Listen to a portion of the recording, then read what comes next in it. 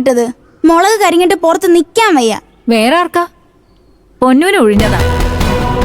സ്വന്തം ജീവൻ പണയം വെച്ചല്ലേ പൊന്നു നിന്നെ രക്ഷിച്ചത്. അതാണെങ്കി നാട്ടുകാർ മൊത്തം അറിഞ്ഞു. കണ്ണേറ് തട്ടാതിരിക്കാനാ പൊന്നുവിനെ ഒഴിഞ്ഞിട്ടത്. നീയാ ശരിക്കും പൊന്നുവിനെ ഒഴിയേണ്ടത്. അതങ്ങനെ നീ ചെയ്യില്ലല്ലോ. തുണിക്കച്ചവടക്കാരിയുടെ വാക്ക് മാത്രല്ലേ നീ കേക്കൂ. എന്നെ ആ രക്ഷിച്ചെന്ന അമ്മയുടെ വിചാരം? അനുമോളെ, ഞാൻ പറയും ചാരു ചേച്ചി, ഒഴിയാൻ നടക്കുന്നു. അമ്മയ്ക്കൊരു കാര്യം അറിയോ? എന്നെ അവന്മാരിൽ നിന്ന് രക്ഷിച്ചത് ശ്രേയല്ല, ഈ നിൽക്കുന്ന ചാരു ചേച്ചിയാ.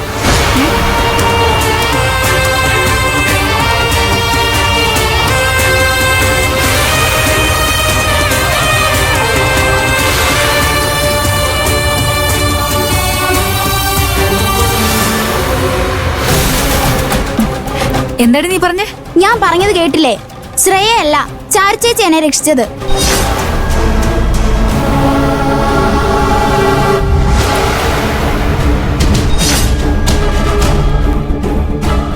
ഒഴിയുന്നുണ്ടെങ്കിൽ അത് ചേച്ചിക്കാ ഒഴിയേണ്ടത്. ചാരു ചേച്ചി പറഞ്ഞതുകൊണ്ടാ ഈ കാര്യം ഞാൻ മിണ്ടാതിരുന്നത്. ഇനി അത് ഒളിച്ചു വെച്ചിട്ട് കാര്യമില്ല.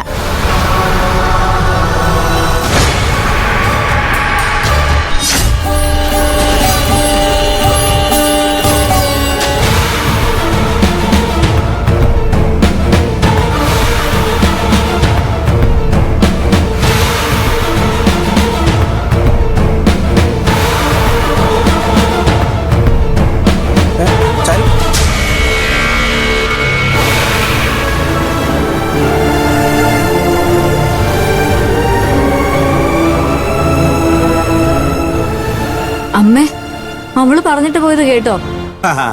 വെറുതെ അല്ല ആകാശളിയൻ. വിതച്ചവർ വിയർത്തു, കൊയ്തവൻ ചിരിച്ചു എന്നും പറഞ്ഞ് ചിരിയോട് ചിരി ചിരിച്ചോണ്ടിരുന്ന എനിക്ക് അപ്പോഴേ സംശയം തോന്നി. ആകാശളിയൻ ചിരിച്ചെന്നെ ഞാൻ എന്ത് ചെയ്യാന്? നീ എന്റെ വായ അളിയൻ ചിരിച്ചു, ഞാൻ എന്ത് ചെയ്യാൻ?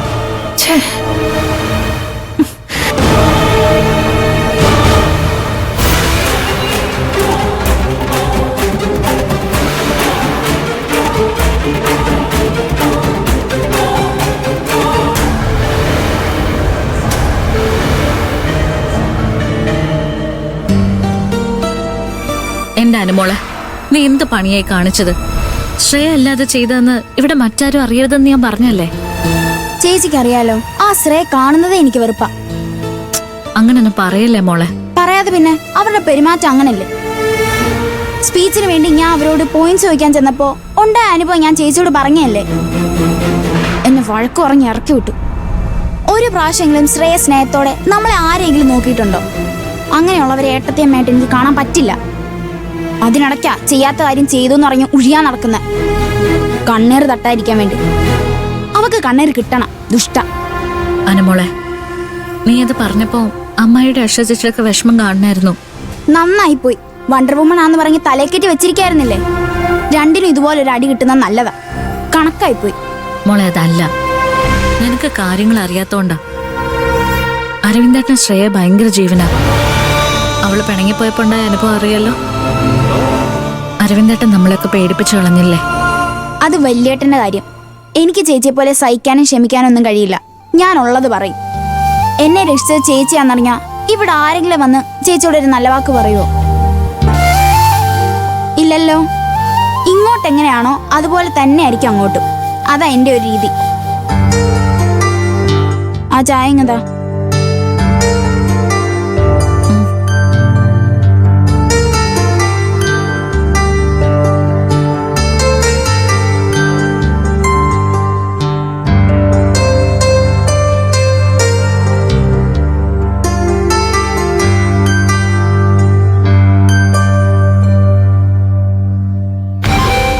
സാധാരണഗതിയിൽ ഇത്തരം ഒരു പ്രതിസന്ധി ഉണ്ടായ അപ്പൊ തന്നെ രാഷ്ട്രീയ പരിഹാരം ഉണ്ടാക്കുന്നവനാ ഞാൻ. പക്ഷെ ഇതിന്റെ ഉദ്ദേശവും സത്യവും ലക്ഷ്യവും എന്താണെന്ന്